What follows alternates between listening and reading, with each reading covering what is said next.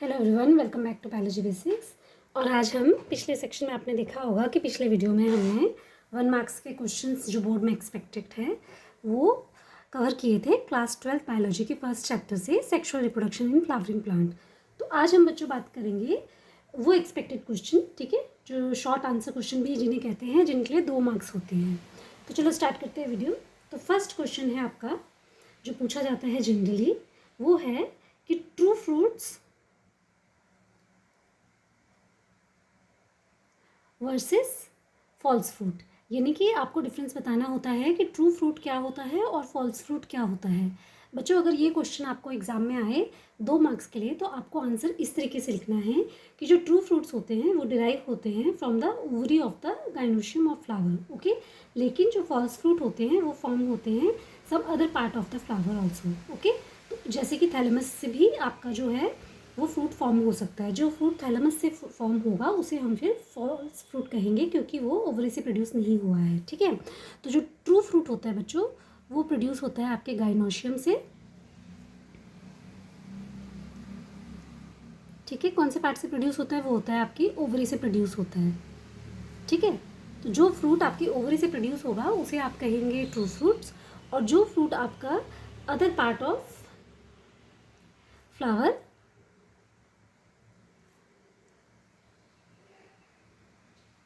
जैसे कि आपका थैलेमस हो गया, तो उन फ्रूट्स को हम कहेंगे फॉल्स फ्रूट, ठीक है। तो एक फॉल्स फ्रूट का आप एग्जांपल दे सकते हैं एप्पल, ठीक है। तो ये हो गया आपका फर्स्ट क्वेश्चन। सेकंड क्वेश्चन जो कि बहुत ही फ्रिक्वेंटली एग्जाम्स में पूछा जाता है कि एल्ब्यूमिनस सीड्स क्या होते हैं और नॉन एल्ब्यूमिनस सीड्स क्या होते हैं।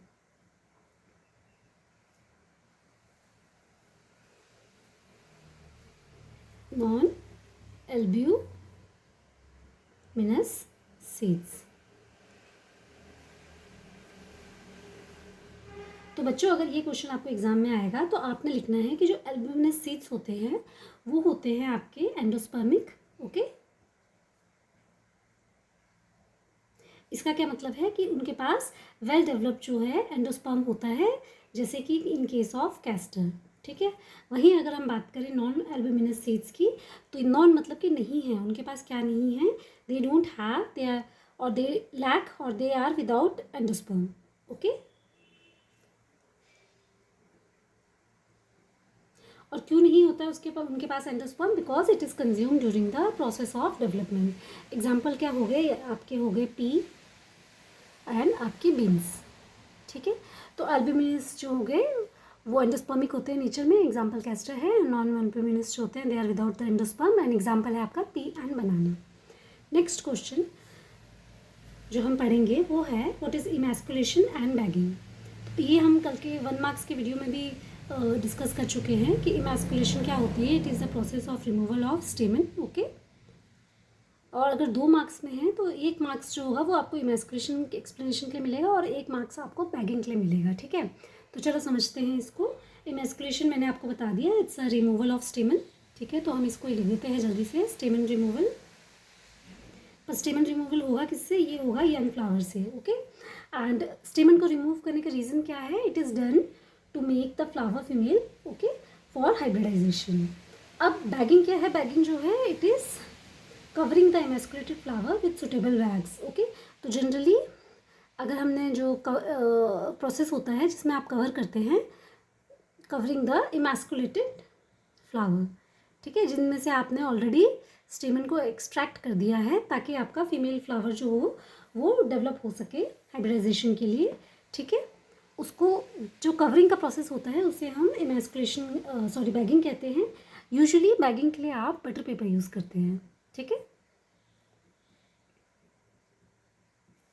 तो इस तरीके से आपको 2 मार्क्स के क्वेश्चन में 1 मार्क्स आपको इमैस्कुलेशन समझाने के लिए मिलेंगे और 1 मार्क्स आपको बैगिंग समझाने के लिए मिलेंगे। तो चलो देखते हैं अब नेक्स्ट क्वेश्चन क्या है बच्चों। तो नेक्स्ट क्वेश्चन है बच्चों कि टैपिटम क्या होता है और उसका रोल क्या है, ओके। तो ये हमने 1 मार्क्स के क्वेश्चन में भी कवर किया था, उसमें हमने पूछा था कि टैपिटम क्या होता है, और 1 मार्क्स के अगेन क्वेश्चन में हमने ये समझा था कि उसका रोल क्या होता है। लेकिन अगर 2 मार्क्स में आपको ये क्वेश्चन आएगा तो आपने इस तरीके से आंसर देना है कि जो टिपिकल माइक्रोस्पोरेंजियम होता है it has 4 walls, okay. So typical microsporangium की कितनी वॉल्स होती हैं?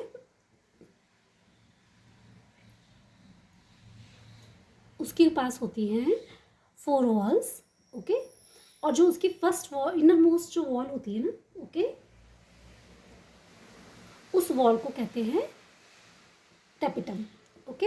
अब क्योंकि ये पोलन ग्रेन के जो बिल्कुल नज़दीक होता है इनर में, तो इसका जो रोल होता है टेपिटम का, वो होता है to provide the nourishment, okay, to the developing pollen grain, okay.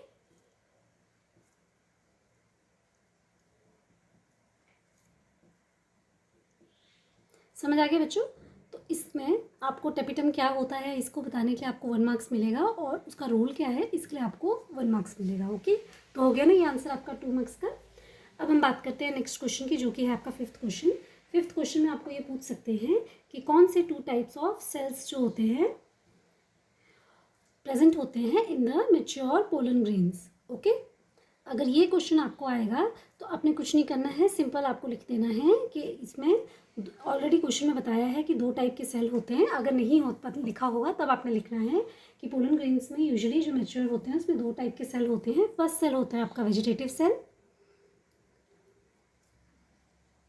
और जो सेकेंड टाइप के सेल होते हैं वो होते हैं आपके जनरेटिव सेल, ठीक है। इसमें फिर आपको इसके आंसर के लिए 1 मार्क्स मिलेगा, और इस आंसर के लिए आपको 1 मार्क्स मिल जाएगा, तो आपके 2 मार्क्स पक्के हो गए। चलो नेक्स्ट बच्चों, जो आपको क्वेश्चन पूछा जा सकता है वो होता है, आपको ड्रॉ करना है, किस चीज़ को ड्रॉ करना है, एनाट्रोपस ओव्यूल को, ओके।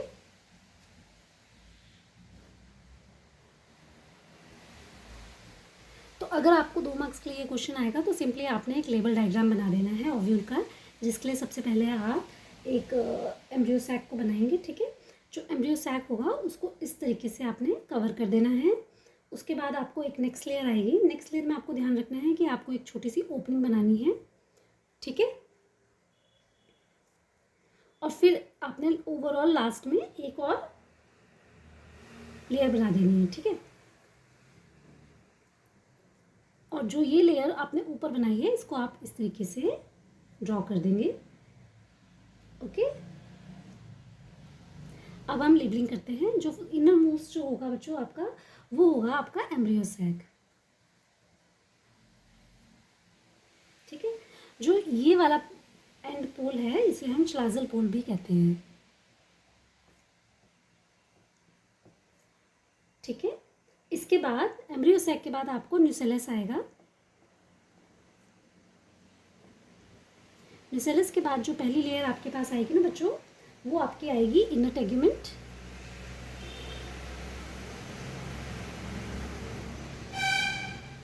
क्योंकि ये इनर साइड में है।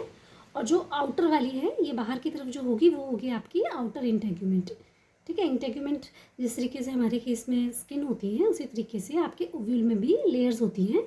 जो अंदर होगी वो इनर लेयर होगी, जो बाहर होगी वो आपके आउटर इंटेग्यूमेंट होगी, ठीक है। जो ये एम्प्टी स्पेस है ना बच्चों, उसको हम बोलेंगे माइक्रोपाइलर पोल।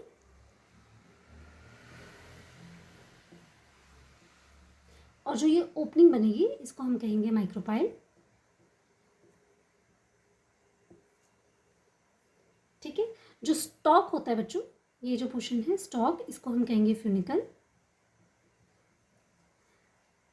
ठीक हो गया बच्चों।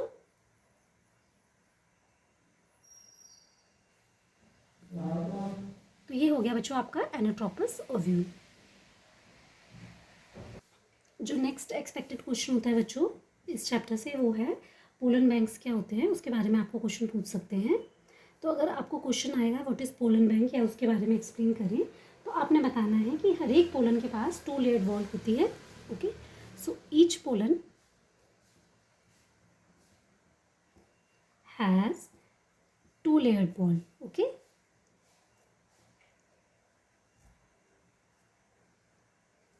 ठीक है। तो जो हार्ड आउटर जो होगी लेयर, उसको हम क्या बोलेंगे, उसे हम कहते हैं एक्साइन। और जो इनर जो लेयर होती है उसको बोलेंगे आप इंटाइन, ठीक है। जो एक्साइन होती है वो स्पोरोपोलिन से बनी होती है,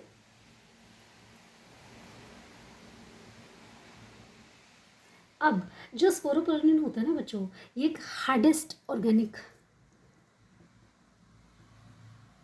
मटेरियल है। ओके,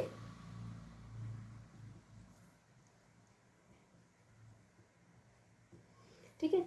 अब इसके पास, क्योंकि पोलन के पास जो होता है वो एक हार्डेस्ट आउटर लेयर होती है जिसको हम एक्साइन कहते हैं, इस वजह से ये पॉसिबल होता है कि आप पोलन को जो है वो स्टोर कर सको for number of years in a liquid nitrogen. ठीक है, अगर आपकी आउटर प्रोटेक्टिव लेयर जो होगी वो स्ट्रॉन्ग नहीं होगी तो उसकी लाइफ जो होगी वो कम होगी।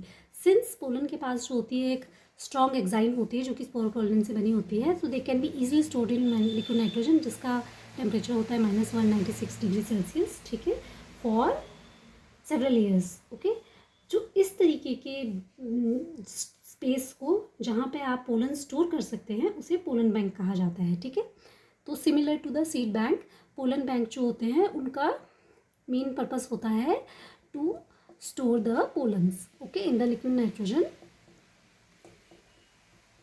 For several years. ओके, समझ आ गया बच्चों? पोलन बैंक में क्या होता है, पोलन बैंक जो होते हैं वो पोलन को स्टोर करते हैं। जिस तरीके से बैंक में आप पैसे जमा कराते हैं उसी तरीके से पोलन बैंक में आप अगर आप जाएंगे तो आपको अलग अलग टाइप के स्पीशीज़ के पोलन मिल जाएंगे।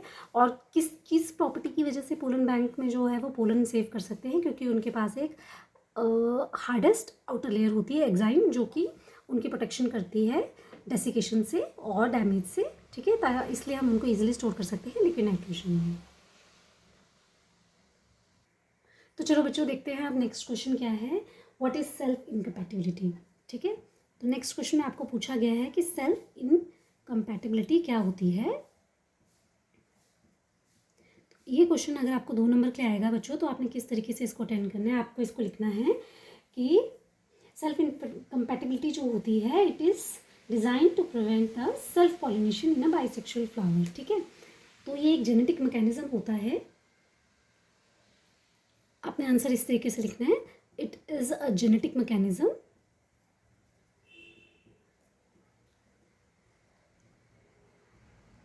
ठीक है, दैट प्रिवेंट्स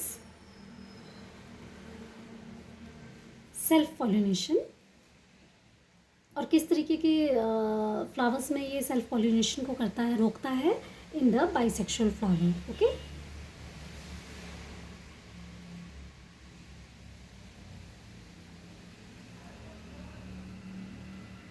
और ये किस तरीके से स्टॉप करेगा या इनिबिशन करेगा। ठीक है, ये करेगा inhibition by inhibiting pollen germination, या तो वो पोलन को जर्मिनेट ही नहीं होने देगा।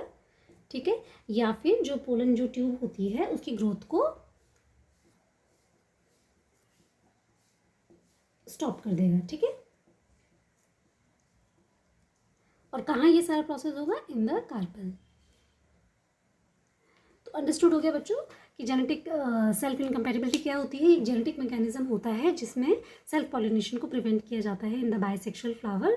2 मोड होते हैं इन इसको सेल्फ इनकम्पैटिबिलिटी के, आइदर या तो पोलन जर्मिनेशन होगा ही नहीं, या फिर अगर होगा तो जो पोलन ट्यूब होगी उसकी ग्रोथ रिटार्ड हो जाएगी और स्टॉप हो जाएगी इन द कार्पेल। चलो अब देखते हैं बच्चों 9th क्वेश्चन क्या है आपका। 9th क्वेश्चन जो है बहुत कॉमनली जो एग्जाम में पूछा जाता है वो होता है कि आपको वेल लेबल डायग्राम बनाना है फर्टिलाइज्ड एम्ब्रियो सैक का। ठीक है,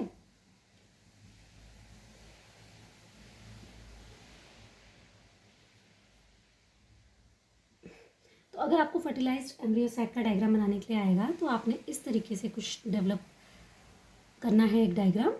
ठीक है, इसके पास आपने इस एंड पे आपने बना देनी है डीजेनरेटिंग एंटीपोडल सेल।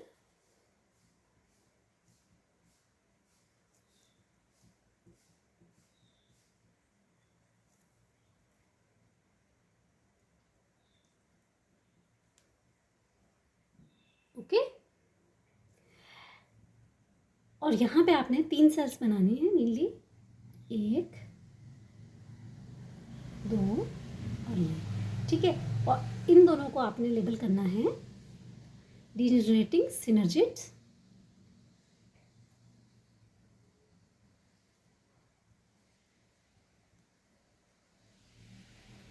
जो सेंट्रल सेल होगा उसमें आपने इस तरीके से ड्रॉ करना है और ये आपका रिप्रेजेंट करेगा जाइगोट को। ओके, और जो ये सारा स्ट्रक्चर बाहर की तरफ है ना, इसे आप लेबल करेंगे प्राइमरी एंडोस्पर्म सेल,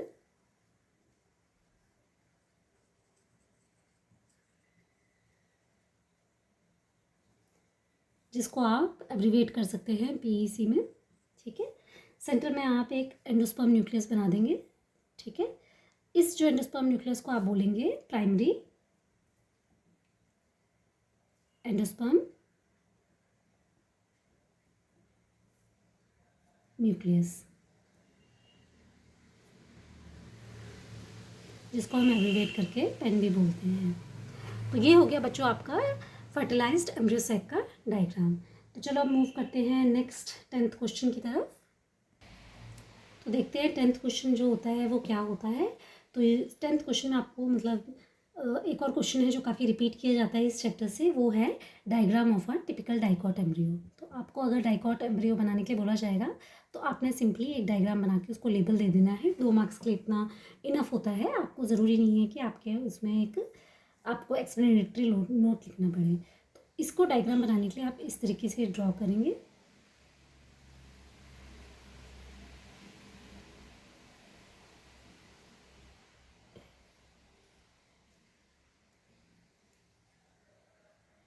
पहले मैं बना देती हूँ, फिर मैं आपको समझाती हूँ ये क्या चीज़ है।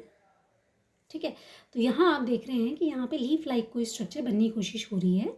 तो इस स्ट्रक्चर को हम कहेंगे प्लूम्यूल, और जो प्लूम्यूल होगा वो आपका शूट को गिव राइज करेगा, यानी कि शूट प्रोनाउंस कर दिया। ठीक है, ये हो गया आपके कॉटलिडेंस। कॉटलिडेंस क्या होते हैं? ये होते हैं फॉल्स लीफ, आपके फर्स्ट फॉल्स लीव्स। ओके, अब आपका ये हो गया हाइपोकोटाइल, जो कि स्टेम लाइक स्ट्रक्चर होता है, और ये हो गया आपका रेडिकल। रेडिकल से आपकी रूट्स बनेंगी। अब क्योंकि रूट्स है तो रूट्स के पास हमेशा ही रूट कैप होती है। ठीक है, ताकि उसकी प्रोटेक्शन हो सके डैमेज से। तो रूट रेडिकल के नीचे आप एक रूट कैप बना देंगे। तो ये आपका एक स्ट्रक्चर बन गया डाइकॉट एम्ब्रियो का। तो नेक्स्ट 11th क्वेश्चन में अगर आपको ये क्वेश्चन आ सकता है, अभी हमने डाइकॉट एम्ब्रियो का किया तो आप मोनोकॉट एम्ब्रियो को भी बना के दिखाएं। मोनोकॉट एम्ब्रियो क्या होते हैं? मोनोकॉट वो स्पीशीज़ होती हैं जिसमें जो आपका कॉटलिडन होता है उसको आप फर्दर इक्वली डिवाइड नहीं कर सकते हैं 2 हिस्सों में, जैसे कि होगा एग्जाम्पल आपका राइस। ठीक है, तो in case of monocot embryo इसका स्ट्रक्चर थोड़ा डिफरेंट होगा as compare to the dicot embryo. ठीक है, तो इस तरीके से आप इसको ड्रॉ करेंगे।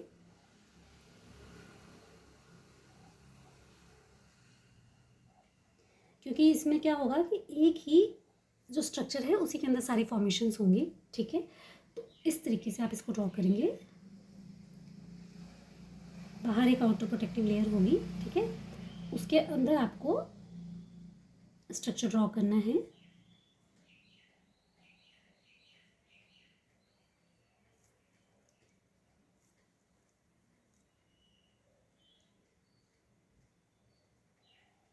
ये आपकी रूट कैप हो गई। ठीक है, तो हम लेबल करते चलते हैं। ये आपका रूट कैप हो गया। जो बेसल पोर्शन होगा इसको हम कहेंगे कोलोराइजा।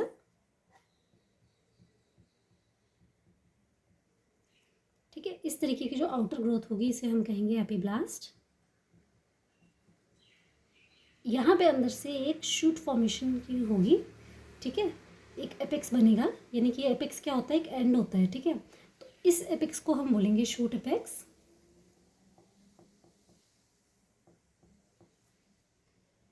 ठीक है, इसके बाहर जो प्रोटेक्टिव लेयर होगी उसको हम कोलेप्टाइल कहेंगे, और ये जो एंड होगा इसको हम कहेंगे स्कोटेलम।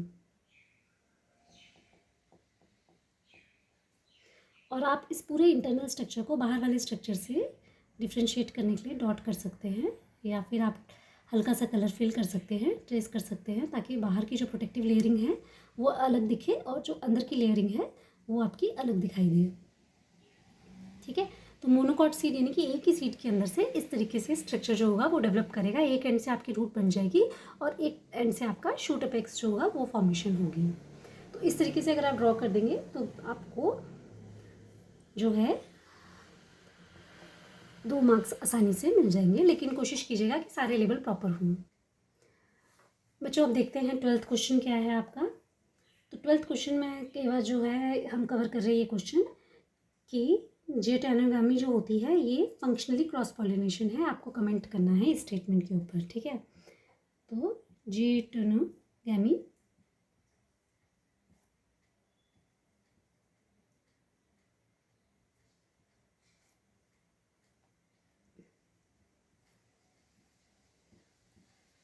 क्या आप इस पॉइंट से एग्री करते हैं कि ये एक फंक्शनली क्रॉस पोलिनेशन है या नहीं? आपको इसके बारे में कमेंट करना है।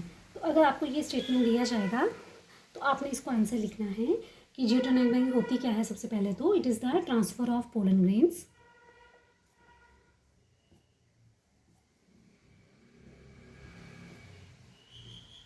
ठीक है, फ्रॉम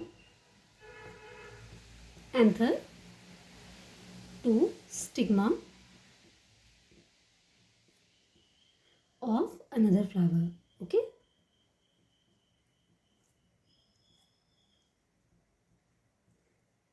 इसमें क्या हो रहा है कि जो एंथर हो रहा है, पोलन ग्रेन जो होंगे ना एंथर के, वो ट्रांसफर होते हैं to the stigma of another flower. तो क्योंकि ये सेम फ्लावर में नहीं हो रहा है तो इसे आप क्रॉस पॉलिनेशन कहेंगे, ठीक है। तो functionally yes it is a cross pollination.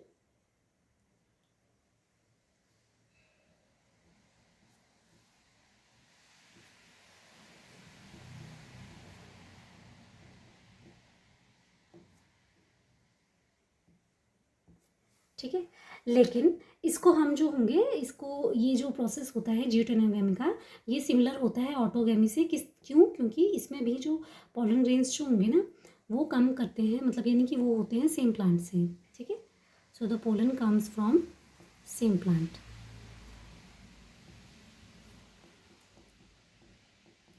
ठीक है बच्चों, समझ आया? यानी कि एक प्लांट में 2 फ्लावर है, ठीक है। इसका समझो ये कार्पल है आपका, ठीक है। तो इस कार्पल पे सपोज जो नेक्स्ट फ्लावर है उसके जो पोलन है ना वो आके सेट करेंगे, ठीक है। तो इस प्रोसेस को जियोटेनोगामी कहते हैं और ये जो होता है it's a type of cross pollination. अब देखते हैं नेक्स्ट क्वेश्चन क्या होता है बच्चों। तो कई बार आपसे पूछ लिया जाता है कि आप फीचर्स बताइए किसके, विलन पॉलिनेटेड फ्लावर्स के, ठीक है।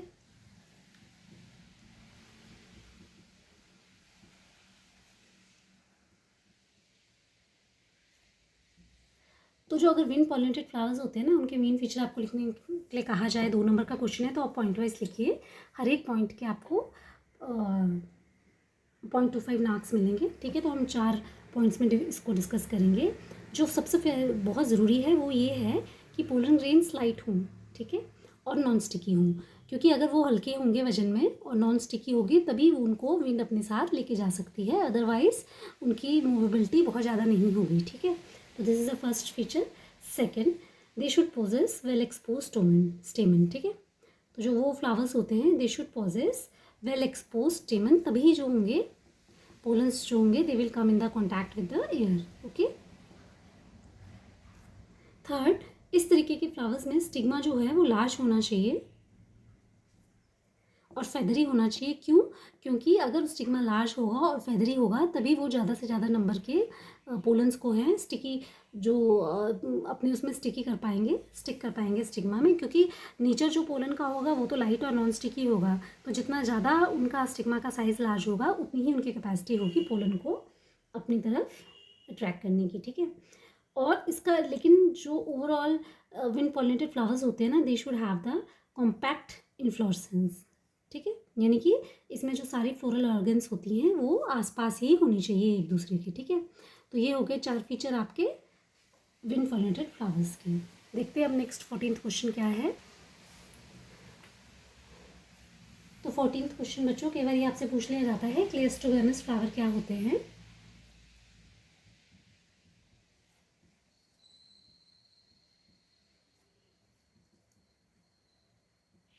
ठीक है, तो आपने क्या लिखना है, पॉइंट वाइज लिखने की कोशिश कीजिएगा इस आंसर में। These are the flowers that do not open at all, ठीक है, ये क्लोज्ड फ्लावर भी कहते हैं इनको। अब अगर वो ओपन नहीं होते तो उसमें फर्टिलाइजेशन या पॉलिनेशन किस तरीके से होगी, तो इन फ्लावर में क्या होता है, anther and stigma are close by, यानी कि वो एक दूसरे के आसपास ही होते हैं।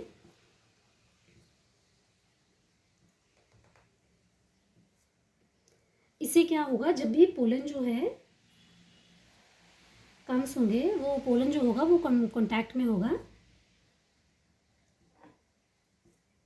स्टिग्मा के। ठीक है, तो जिस तरीके से जब भी पोलन आपका जो डेवलप होगा, मैच्योर होगा, तो वो जाके कॉन्टैक्ट करेगा स्टिग्मा से और आपका इफेक्टिव पॉलिनेशन जो हो जाएगा वो हो जाएगा। ठीक है, अब जो प्लांट होता है ना, वो इस तरीके के फ्लावर क्यों प्रोड्यूस करता है, ताकि इस चीज़ की एश्योरेंस हो जाए कि आपका सीड सेट तो होगा ही होगा। ठीक है, अगर आपके पॉलिनेटिंग एजेंट भी नहीं है तब भी आपका जो है सीड सेट होगा ही होगा। ठीक है, और जो क्लस्टरगेमस फ्लावर होते हैं, इनकी दूसरी मेन फीचर होती है कि दे आर इनवेरिएबली ऑटोगेमस। ओके, यानी कि उनकी ऑटोगेमी जो है वो इनवेरिएबल होती है।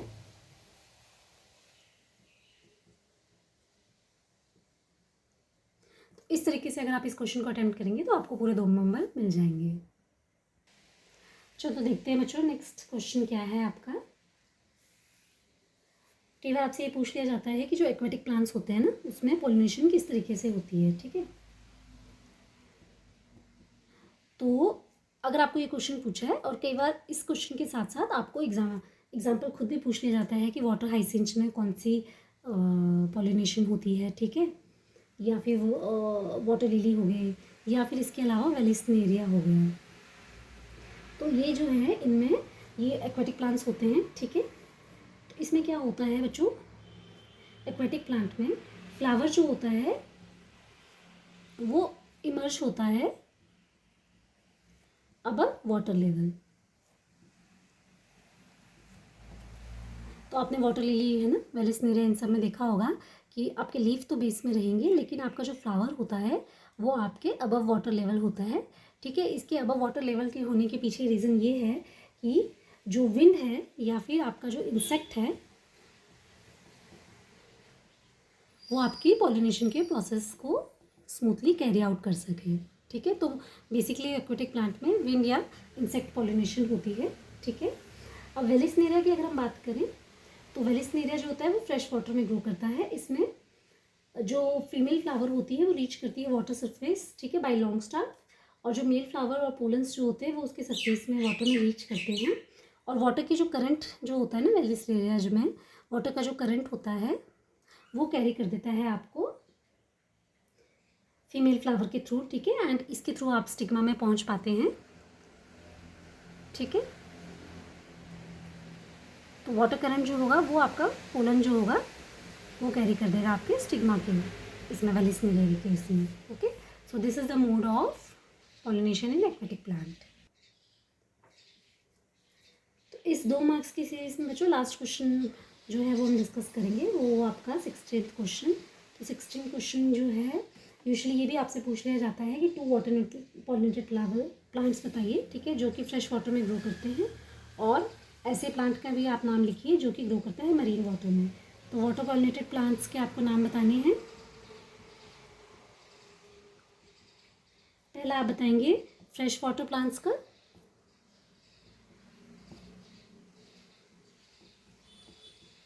और दूसरा आपको बताना है मरीन वाटर प्लांट। तो फ्रेश वाटर प्लांट तो हमने भी पिछले क्वेश्चन में ही डिस्कस किया। आप लिख सकते हैं वेलिस्नेरिया। इसके अलावा अनदर एग्जांपल आपको लिखना है तो आप हाइड्रिला भी लिख सकते हैं।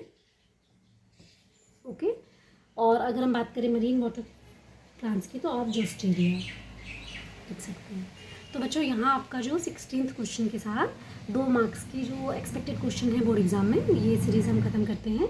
अब नेक्स्ट वीडियो में हम डिस्कस करेंगे 3 मार्क्स शॉर्ट आंसर क्वेश्चन। ठीक है, thank you for watching the video.